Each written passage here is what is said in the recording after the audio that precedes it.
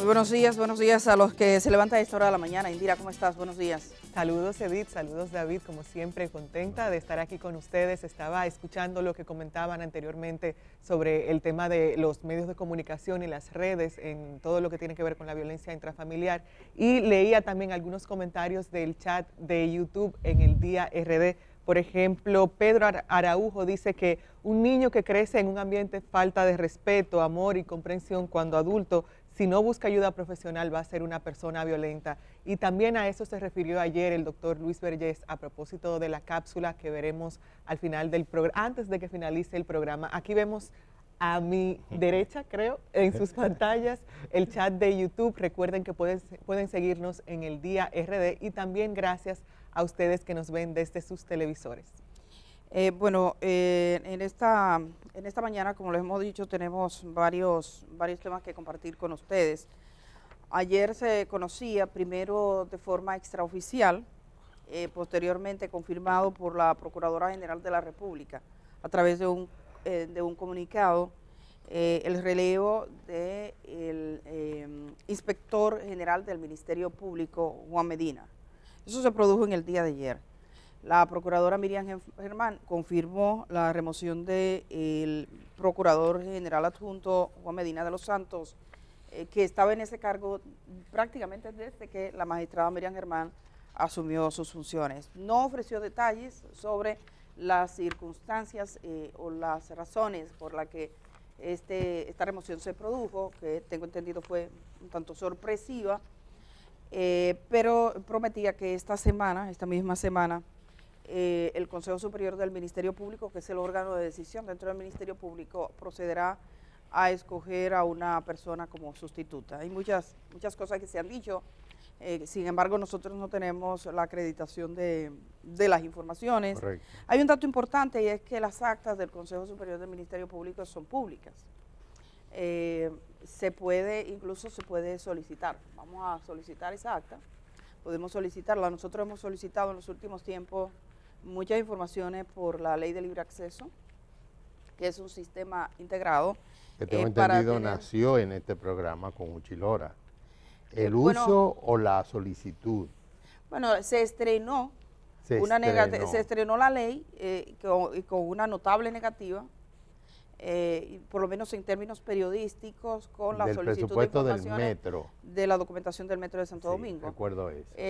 Porque se ha hecho estudio y la Ley de Libre Acceso a la Información Pública, quienes más lo usan no son necesariamente los periodistas, sino los académicos. Y luego, Edith, también Carolina Santana, nuestra compañera, realizó una investigación a propósito de la ley, del acceso a la ley de información. Y es importante también que la gente sepa que no solamente los periodistas o personas que tengan un cierto rol que tiene que ver con la comunicación, sino que todas las personas, no importa si usted vive, es una ama de casa o si es un trabajador de la calle, no importa, usted puede también exigir que le den información porque es información pública. Hay pocas instituciones públicas que tengan un rol tan delicado como el que enfrenta en este momento el Ministerio Público de la República Dominicana. Sí. Eso es así aquí y en cualquier parte del mundo. Yo he observado procesos de persecución de la corrupción administrativa, de la corrupción por entes públicos y privados de alto poder, en países como Colombia, por ejemplo, que ha tenido procesos muy importantes donde se involucran a políticos, en países como Perú, que unas veces se adelantan, y en países como Brasil. Y Guatemala, ha habido Guatemala también. En Guatemala, que llegó a tener una representación de las Naciones Unidas, correcto, una oficina especial que en ese momento era digno de envidia, tenía un desarrollo espectacular, se presentaron acusaciones muy relevantes que llegaron incluso a afectar al mismo presidente de turno. Tenía un rol de independencia que era claro, que era notable, y uno seguía con atención ese proceso, pero hubo tantas presiones que en Guatemala ese proceso se fue atrás. En Colombia ha sido una lucha de manera permanente, es un adelantarse y un retraerse. Colombia ha sido capaz de llevar a los tribunales, por ejemplo, a legisladores que se comprometieron con el paramilitarismo, con el narcotráfico, capaz de juzgar a jefes de organismos armados de su país, y usted ve que unas veces dan 2 pasos adelante y otro paso hacia atrás. En el caso de México, que ha tenido casos que involucran incluso a una anterior familia presidencial. Algunos casos terminan mal, otros terminan bien, pero siempre estos casos exhiben una gran tensión. Hay una gran tensión, sobre todo con el poder, cuando se tienen grandes casos. Sí, no, realmente hay muchos tratadistas que dicen que el enemigo principal de toda acción judicial, de toda acción de un ministerio público, siempre es el poder. De alguna manera siempre es el poder, sí. Siempre es el poder. Es el gran enemigo. No son el raterito que se llevó una cartera, no es el poder. Enfrentar al poder siempre es complicado. De forma tal de que ha habido autores que dicen que al final, y esto estoy hablando de la época de Platón en Grecia, dice que al final lo que es justo es aquello que conviene a los más poderosos. De ahí que tratar de lograr una justicia que no se deje llevar por el poder es complicado.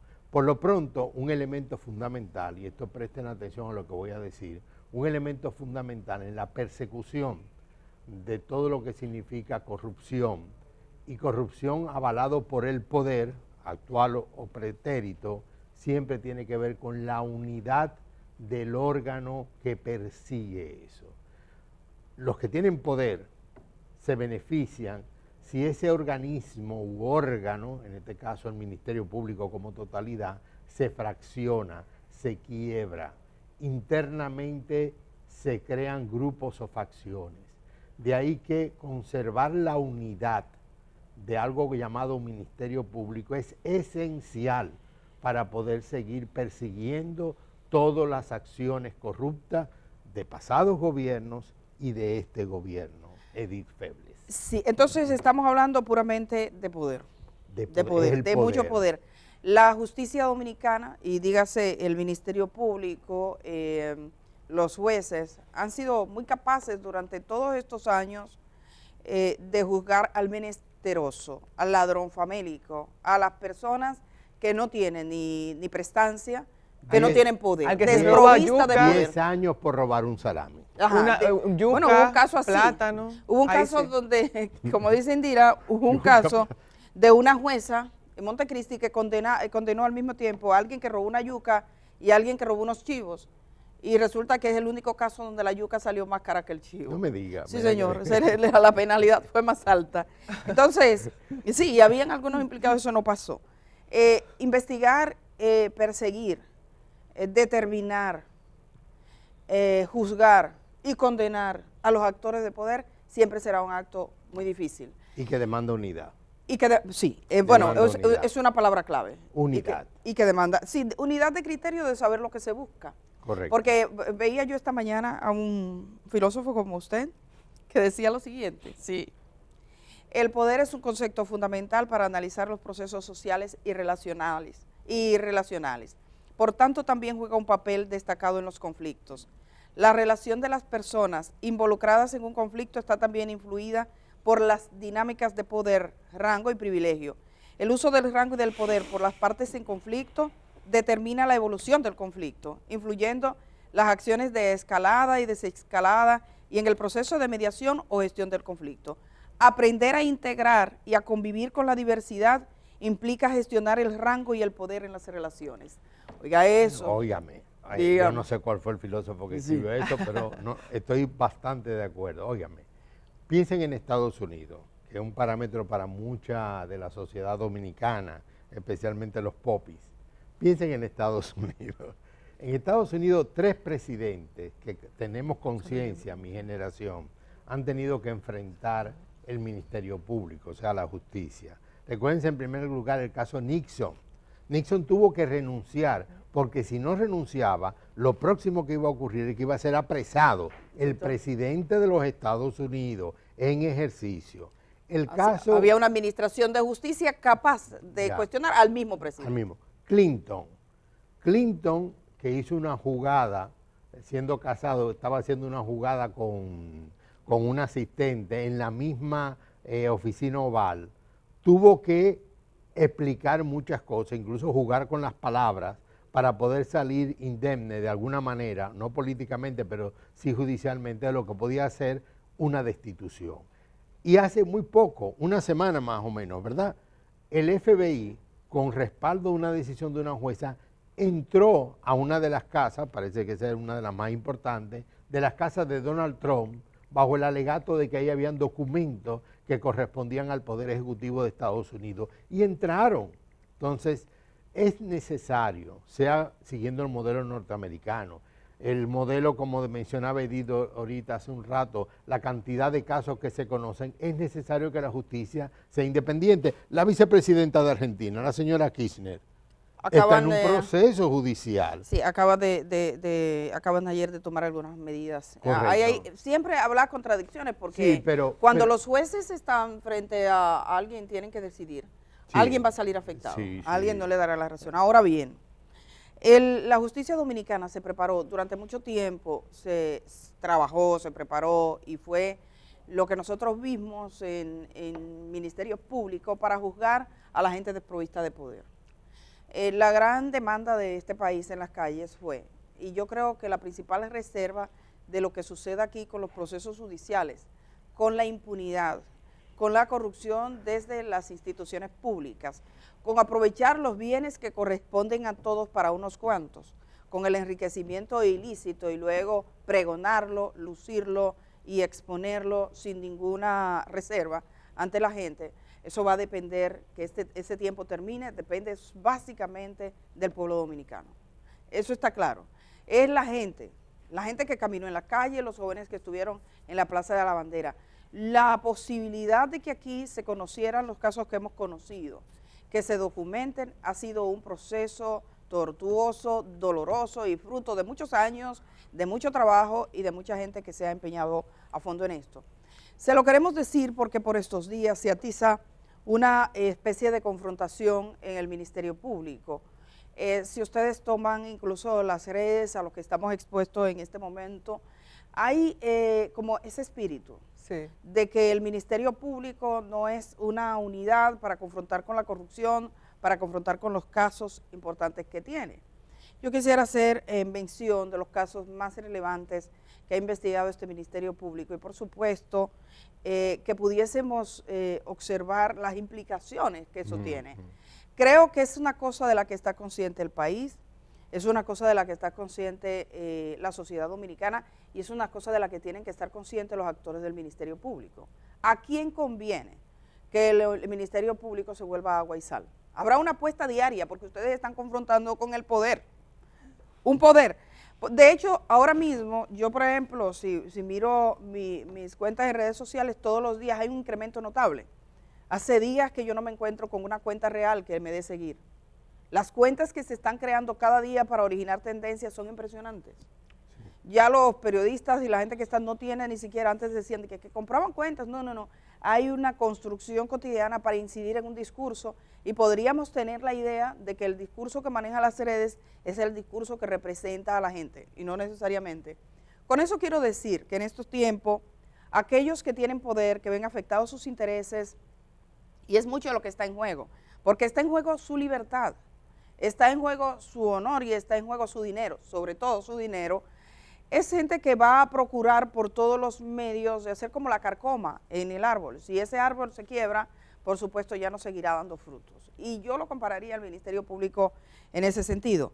Aunque tengo la lista de estos casos que voy a ir en un momento, quiero primero pasar un momentito también con Indira y saludar a Germán Marte, que está en la sala de redacción del periódico El Día. Germán, buenos días.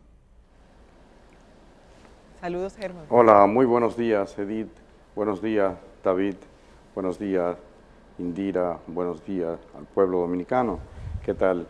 Mira, Edith, coincido plenamente contigo. Esa preocupación creo que es de mucha gente porque se está, creo, magnificando alguna diferencia de criterio que pueda haber dentro del Ministerio Público. Y hay que decirlo que si bien el individuo no es determinante para un proceso, sino que es un asunto social, eso lo podría explicar mejor David, pero siempre habrán individuos que jugarán un papel cardinal en algunos hechos.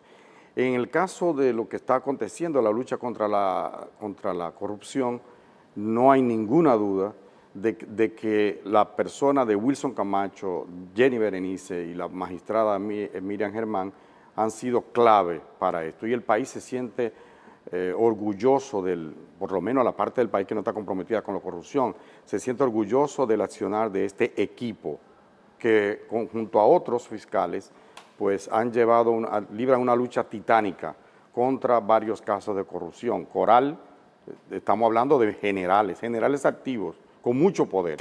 El caso Pulpo, estamos hablando de gente multimillonaria, acusado de un megacaso de corrupción, hermano de un expresidente de la República y hasta ahora apoyado de alguna manera, porque no han salido a enfrentarlo o no lo han criticado, respaldado implícitamente por el principal partido de la oposición, el Partido de la Liberación Dominicana. El caso Larva, el caso FM, que es un caso de corrupción ya no político, pero en la que no está político, pero sí privado. Es decir, son muchos casos que este grupo está enfrentando. El caso Medusa, que es el más sonado, pero quizá no sea el más importante.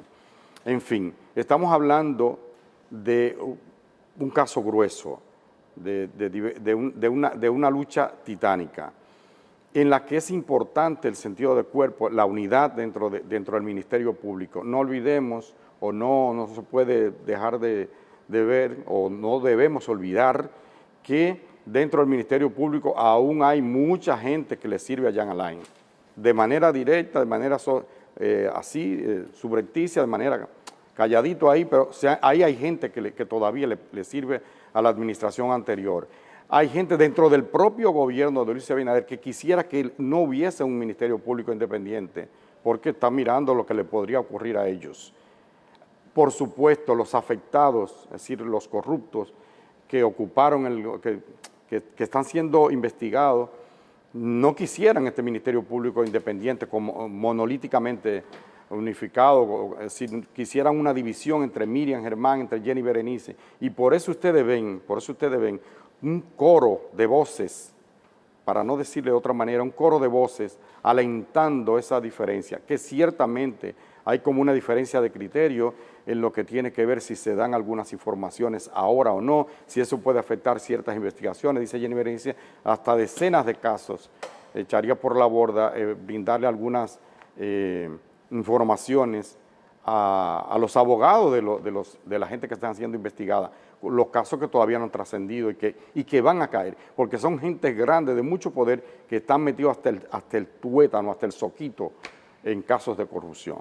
Por eso a mí me preocupa enormemente esta situación y creo que el poder político, o sea, el liderazgo político, en este caso el presidente de la República, que no bien ha querido mantenerse al margen de lo que pasa en el Ministerio Público, pero debe trazar lo que entiende. La magistrada Miriam Germán, Jenny Berenice deberían hacer una reunión y ver que ellos son una fortaleza sitiada con enemigos dentro y en todos los alrededores. Gente de mucho poder. Germán, a propósito de lo que comentas y de lo que comentaba Edith también sobre lo que la independencia del Ministerio Público y también esa importancia de unidad, tenemos que ver que para mí estamos frente a un ataque que es cobarde, pero un ataque que es muy bien pensado, porque se dirige tanto en los medios de comunicación como en las redes sociales. Ayer veíamos, por ejemplo, en tendencia en Twitter a Jenny Berenice y la cantidad de tweets y comentarios que como que le echaban la leña al fuego a lo que están planteando en los medios de comunicación de una especie de ruptura entre Jenny Berenice, Wilson Camacho y Miriam Germán. Pues vemos que es un ataque muy bien pensado, aunque lamentablemente es un ataque cobarde. También hay que tomar en cuenta que el Ministerio Público y también entidades como la PEPCAP están llevando procesos que anteriormente no veíamos, tanto este tipo de procesos como las personalidades que se involucran en estos procesos que lleva el Ministerio Público. Por ejemplo, son 11 operaciones y Edith va a darles más detalles sobre estas operaciones, pero son 11 operaciones que se enfocan en corrupción, narcotráfico, trata de personas y cibercrimen. Esto no lo veíamos anteriormente, o al menos no se hacía público de esta manera. Digo, al menos no se hacía público para darle el beneficio de la duda, Pero sin lugar a dudas también tenemos, valga la redundancia, tenemos que ver que el Ministerio Público en estos momentos está atacando directamente al crimen organizado y eso no se veía antes. Es algo que lamentablemente quieren atacar a algunas personas, algunos intereses que puede ser que se vean afectados o que piensen tal vez que se van a ver afectados, hablando de que no solamente hay personas de anteriores gobiernos, sino que también dentro del mismo gobierno hay gente que tiene miedo porque no sabe hasta dónde llegue la mano del Ministerio Público, hasta dónde llegue la justicia. Una justicia que a través de los años hemos visto tambalearse y por ese mismo tambaleo se marchó en la Marcha Verde y también mucha gente pidió que tuviéramos un Ministerio Público independiente que hasta el momento, aunque el presidente Luis Abinader lo dijo y se vanaglorió de ello en el discurso que hacía de rendición de cuentas, no tenemos un ministerio independiente como tal, porque todavía corresponde al presidente designar a quien quiere ahí. Edith, estoy segura que tienes más detalles sobre los ¿tiene casos. algo, David? Ahora? Sí, no, un comentario breve a partir de lo que decía el mismo Germán. Dos ejemplos recientes de cómo se puede manipular un pueblo entero mediante las redes sociales. Primero, el caso de Inglaterra, que mediante las redes sociales lograron llevar a la opinión pública inglesa de que le era más favorable separarse de Europa que permanecer unido a ella. Y ocurrió lo que conocemos como el caso Brexit, que está provocando tantos conflictos económicos a Inglaterra. Y el segundo caso más cercano fue cómo se logró manipular la voluntad del pueblo colombiano para que terminara votando en contra del acuerdo de paz. Son de esos casos como enormes que uno dice, ¿cómo es posible que un pueblo entero vote en contra de la paz? Lo cual indicaría que estaría a favor de seguir en el conflicto. Entonces, la manipulación mediante las redes sociales ya ha sido bien trabajada y estudiada y hay que prestarle atención. No es una fuente correcta para encontrar lo que es la opinión de la mayoría, porque como decía Edith hace un rato, se crean muchas cuentas y hay gente especialista en eso, en influir la opinión de la gente mediante datos erróneos, mediante mentiras. Germán utilizaba una figura. Germán decía que esto debe ser como una fortaleza sitiada. Todo el mundo ha visto películas donde la trama de la película consiste en encontrar el hueco para entrar a esa fortaleza. ¿Cuál es el resquicio? Si tú tienes cualquier resquicio, lo vas a aprovechar. El caballo de Troya para entrar. Para entrar, eso es. Tiene que encontrar un resquicio. El que sea pequeño, lo vas a magnificar, vas a trabajar para que ese huequito que encontraste, ponerlo grandote. Eso puede ocurrir en el Ministerio Público. Es decir, tienes que estar consciente y quiero tomar la imagen, la figura que ha utilizado Germán Marte de que evidentemente puede existir un resquicio. Indudablemente que en todas las gestiones humanas hay un asunto que tiene que ver con gestionar. Hay unos desafíos con gestionar, con convivir, con hacer, con caminar. Pero al final del día tú dices hacia dónde vamos. O sea, lo importante es tener el norte claro. Para la República Dominicana es vital los casos de corrupción, eso es la primera vez, es una especie de ilusión, que la gente contiene la respiración esperando a ver si es posible. ¿Será posible que aquí se llegue al final? Hay gente que te lo pregunta literalmente, te dice, yo veo esos casos, veo que es verdad, veo que están documentados, estoy escuchando lo que se hizo, sé que los presos recibieron comidas podridas, hay gente que lo está documentando, hay evidencia de que esto ocurrió, hay evidencia en organismos armados de este país de que hubo militares que se constituyeron una verdadera asociación para perjudicar a compañeros y al Estado Dominicano. Hay casos de compras que se hicieron y no aparecen. Hay equipos en hospitales que dicen que están ahí, aquí está la fotografía, llegaron dañados, no se pueden actualizar. Hay todo eso, hay confabulaciones, hay empresas que se beneficiaron por hacer unos trabajos que nunca brindaron. Cuando estás mirando todo eso, la gente puede preguntarse legítimamente en este país, nosotros, República Dominicana, ¿será capaz de culminar estos procesos? ¿Será capaz la República Dominicana de que exista un imperio de verdadera justicia, donde la diosa Temis tenga, como al efecto dicen, los ojos vendados y cerrados? Aquí sabemos que la diosa Temis nunca tuvo un paño en los ojos. Miraba exactamente a quién le estaba impartiendo la justicia. Y eso que se denomina justicia por muchos años se le ha impuesto al menesteroso, al más pobre, al infeliz, al ladrón famélico, a esos que a veces aparecían generales diciendo, estos son los ladrones, desnudándolos mientras ellos tenían los grandes negocios. Es decir, es un desafío vital para la sociedad dominicana. Evidentemente, asumir estos casos implica riesgos de todo tipo, riesgos incluso físicos, no nos vamos a llamar engaño. La gente que se compromete, la gente que está trabajando, los fiscales especializados, las unidades de investigación, las unidades que están trabajando contra los de fuera y contra los de dentro, contra aquellos que sirven al corrupto por mucho tiempo, los que se han beneficiado. Este país ha llegado a hacer de la corrupción un estilo de vida. Cuando decimos que hay oficiales militares que están siendo juzgados, siempre hemos dicho, en ese banquillo no están sentados esos militares, en ese banquillo está sentado un estilo de hacer y de gestionar los organismos armados del país. Y la impunidad, Edith, también. Es la impunidad, se ha vestido de impunidad porque es un estilo. Ha sido un estilo que el jefe que llega y administra la cosa pública disponga de ellos como quiera. Y cuando alguien quiere confrontar con lo que ha sido un estilo, con lo que ha sido una costumbre, con lo que ha sido una forma, ¿ustedes creen que los otros se van a quedar quietos? No, eso se va a trabajar. Y tratarán de encontrar el más mínimo resquicio para romper esa fortaleza y volver esto, que a fin de cuentas no es una lucha de Miriam Germán, no es una lucha de Wilson Camacho, no es una lucha de Jenny Berenice Reynoso, no es una postura de un presidente que ha dicho yo no me voy a meter en la gestión del Ministerio Público. Esta es una lucha del pueblo dominicano. Ha sido este pueblo que salió a las calles y ha sido la gente que cuando usted lo entrevistaba no le preocupaba la corrupción hace algunos años. Hay una persona que, sacerdote en ese momento, que yo recuerdo que hace unos años se sentaba y nos decía, ¿cómo es posible que en República Dominicana se hagan encuestas y a la gente no le preocupe la corrupción? A la gente le preocupaba la seguridad, que le roben en la calle, a la gente le preocupaban los altos precios, le preocupaba la comida, le preocupaba el empleo, le preocupaba los servicios hospitalarios, pero no lograba entender que entre la falta de empleo, entre la falta de un hospital, entre la carencia de una medicina, había una relación profunda con la corrupción. Se puede entender mejor ahora. La manera en que viven los presos en las cárceles del país, que en San Francisco de Macorís llevaron 700 libras de pollos podridos y el personal de esa cárcel tuvo que recibirlo porque habían unos suplidores de comida que respondían a un criterio básicamente de corrupción. Entonces la gente puede entender, si yo tengo una persona presa, puede ser que le lleven pollos podridos porque hay un funcionario que lo está robando, pero el problema no es ese funcionario, porque si el sistema funcionara, ese funcionario le pusieran pare y nadie le pone el pare. Entonces se trata de poner un pare a la corrupción.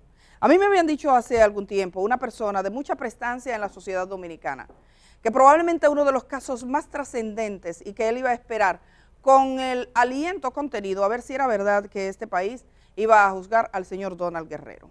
¿Sí iba a ser capaz el país? Sí. Yo no sé exactamente el alcance de esa acusación o de ese procedimiento, pero obviamente lo que se está mostrando ahora es que es un proceso que va a ser absolutamente difícil. Absolutamente difícil. Eso es lo que me han pautado. Tengo entendido que es uno de los casos más grandes y uno de los casos graves en la investigación de estos procesos. Nosotros tenemos el caso del ex procurador general de la República, Jean Alain Rodríguez. En ese caso, 60 acusados. Estamos hablando de un caso de más de 12,000 páginas presentadas. Eso es mucho trabajo, eso es mucho no dormir. Sí. Eso es mucho dedicarte a trabajar. Y luego hay mucha gente que entiende y te puede cuestionar, pero usted sabe el trabajo que implica eso para investigadores que estén comprometidos. O usted lee el expediente y dicen, aquí nada falla. Entonces, si tú no lo vas a ganar en los tribunales, ¿dónde lo puedes ganar? ¿Cómo lo vas a ganar? Estamos hablando de la Operación Coral. La Operación Coral, 4.500 millones, dicen, dilapidados, 30 personas, 18 empresas. Estamos hablando del caso Antipulpo, un caso que involucra nada más y nada menos que a un hermano de un expresidente de la República. Ustedes saben lo que es eso. Eso es juzgarlo en justicia, no es condenar por anticipado. Pero existe en República Dominicana la posibilidad cierta y real de que todos estos casos, siguiendo con la Operación 13, que fue de este gobierno, que sería un caso sencillo, pero tiene una irrelevancia total porque le estaban dando un mensaje a los actores públicos que están actualmente en la gestión pública. Ustedes que están en la gestión pública, mírenlo ahí. Hay gente que se le olvida, hay gente que no toma en cuenta, que ve que esto pasa y cree que esto es con nosotros, que esto es cosa de un partido. Por eso yo digo que la posibilidad de combatir la corrupción no descansa en un ministerio público, no descansa en un presidente, tiene que descansar de forma definitiva si este país quiere cambiar su historia, en las fuerzas de este país, en los ciudadanos y sobre todo en la gente más joven, en la gente que fue a la Plaza de la Bandera y tiene que formarse y entender qué es lo que apoya. ¿A quién conviene que el ministerio público se desmorone? Esa es la pregunta. ¿A quién conviene? Pero el ministerio público tiene que ser consciente de eso, todos sus actores, y tomar en cuenta que el más mínimo resquicio será una excusa. Todo lo que haga será grande. Todo lo que haga, hay cosas que se hacen que son sencillas, pero cuando usted está en la mira como está el Ministerio Público, cualquier detalle es profundamente relevante. Con decir esto, quisiéramos, ¿verdad?, Sí. ir a una pausa, Correcto. dejar en el ánimo de la gente, eso sí, que se sepa que nuestra esperanza es colectiva, no es individual. La esperanza de este país es colectiva y yo creo que cuando yo pienso en los campesinos que vinieron aquí, los campesinos que Los se sentaron parceleros. aquí, que son parceleros, y en una de las acusaciones, en el caso Medusa, le llaman invasores de terrenos, que este gobierno estaba contra ellos porque ni siquiera sabían que eran parceleros. Y ellos andaban clamando justicia en los periódicos locales. Cuando yo pienso en esa gente, todo el que trabaja aquí, desde los jueces hasta los fiscales, tiene que saber que a esa gente que le está fallando. Gente Correcto. que el gobierno del doctor Joaquín Balaguer le dio sus terrenos, le dio sus tierras, y después vinieron, hicieron un majarete, y al final, nadie sabe cómo, un procurador fue dueño de parte de sus terrenos, a ellos fueron, los amenazaron. Campesinos muy inteligentes, por cierto, que pusieron un sistema de alerta en las casas de campesinos que viven a 5 kilómetros uno de otro, para que cuando uno de ellos se viese amenazado, tocara la alerta, y eso tenía un sonido increíble en toda esa localidad.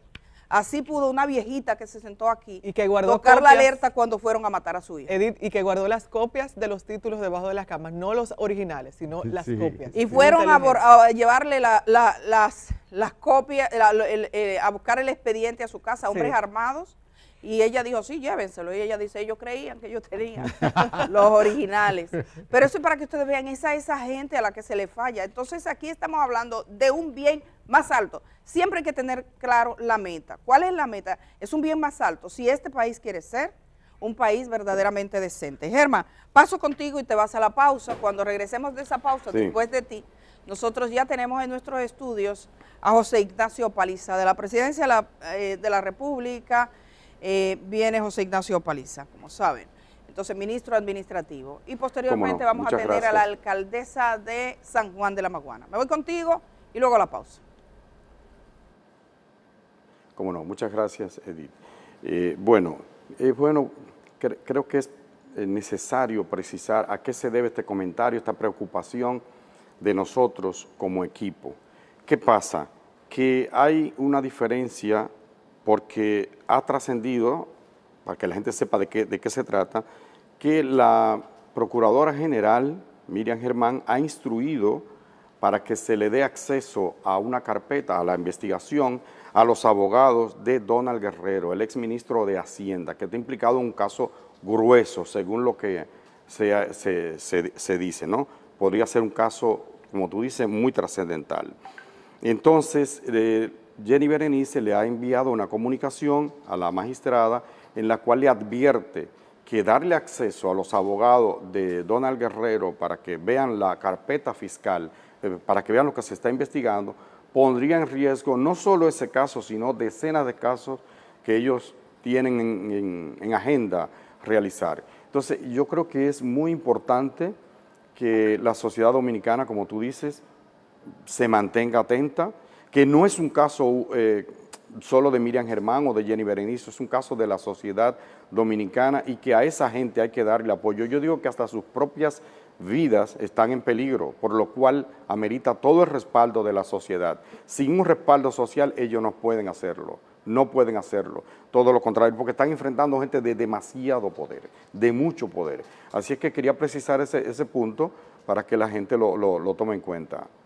Vamos a la pausa y cuando retornemos vendremos con el ministro administrativo de la presidencia, José Ignacio Paliza, en una interesante entrevista. El día camina contigo allá donde vayas. cuando salgas de casa, continúa con nosotros en YouTube. El Día, 25 años de buen periodismo.